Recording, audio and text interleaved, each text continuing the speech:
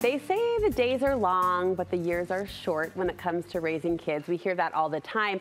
So it's easy to let time pass by without fully savoring the moments, but not if you parent intentionally.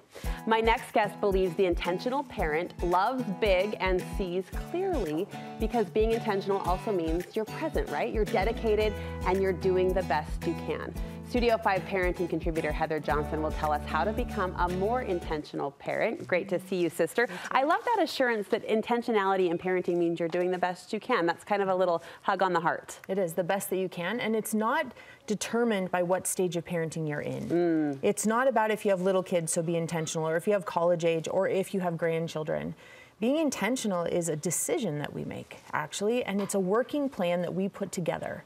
So if we're looking to be an intentional parent, regardless of the stage of parenting that we're in, this means that we take the time to decide where we want to end up in our parenting, what type of relationships we want to have long term. So it's end goal first. It is. We're going to create this working plan. There's flexibility to it, there's grace to it, but this working plan. And then asking ourselves every day, is how I'm about to respond to this 15-year-old, is that helping me reach those end goals? That's being intentional. How often does the end goal shift, Heather? Like, kids are growing, lives are changing, we do need that flexibility, but is this one grand parenting goal, or is this kind of stage by stage? This is lots of little values and principles that you want in the end. For example, do you want to be connected to your children when they're 40? Yeah. Absolutely. So we're looking at connection. So is what I'm doing today, what I'm doing on purpose, is it helping me stay connected regardless of the stage or season, right?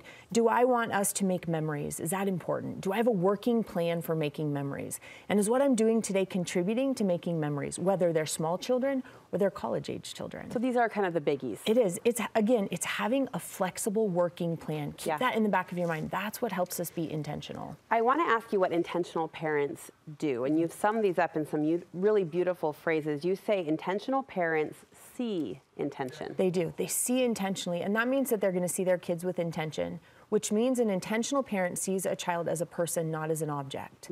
They don't see their kids as being in the way.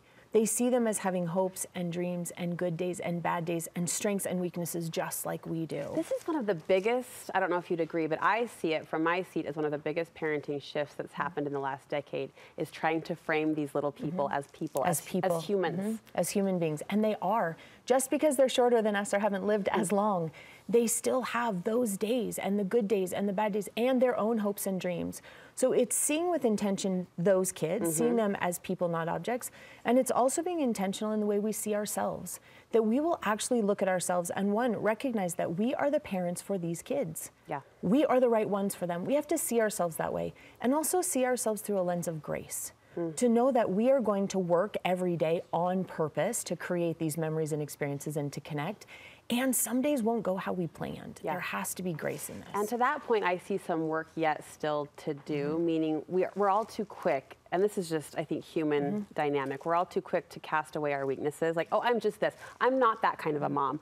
I'm not that kind of a grandma. But, like, who says? You know, I think that idea of seeing yourself as intention, you are capable to show up however you want to show up. Every single moment of the day. And so, again, on purpose. What today am I going to do on purpose or intentionally to contribute to how I want to view myself and how I want to show up? How can we love with more intention? I am so curious to see where you take us with this. Loving with intention means that we don't ever withhold it. Ever. That we make a decision right now that regardless of what our children do, regardless of the day I'm having, regardless of what our family is going through, that we will not use love in any way as a weapon, that it is always freely offered. That is being very intentional with love, that we are going to give it to them. It also is this willingness to offer empathy. Empathy and love are connected. When we're empathetic towards them, we're loving them. And so it's putting ourselves in a position where we look and we say, you know what, I'm going to be very intentional with the empathy that I offer you, which means I'm not going to judge. I am just going to wrap my arms around you and love you. Well, empathy demands intention, doesn't it? It's not in our natural DNA, our emotional DNA, to show up in an empathetic way. That demands Absolutely not. We have to offer it in order to connect with someone. That's really lovely. lovely. So to be willing to do that means we're not going to withhold it. Whether they write with Sharpie on your white walls or whether your college students come home with grades you're not happy with, it doesn't matter. We're going to love regardless. How can we communicate more intentionally? Communication is this place where we have to choose, if we're intentional parents, to connect over being right. And so for us to be very intentional in our parenting, we want to always choose the connection instead of proving a point, teaching a point, or being right about something. Choosing connection, that puts us in a position where now we've got the love and the empathy, but it's what improves our communication. So when we're communicating, we have to choose that.